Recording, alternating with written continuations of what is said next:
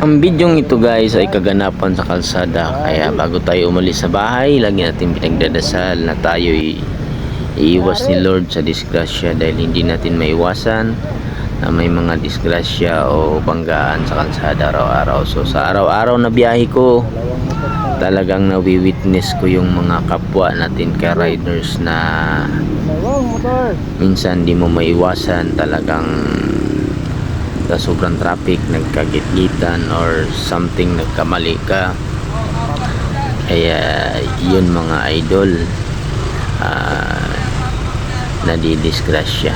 Kaya bago tayo umalis, dubling dasal talaga tayo at dubling ingat sa kalsada, dahil ako po ay nagbabiyahe sa kalsada tayo hanap buhay. Kailangan dubli ingat.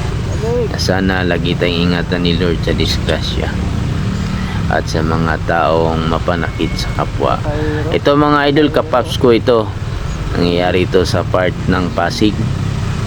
So puro rider, yung isa kamubit ko.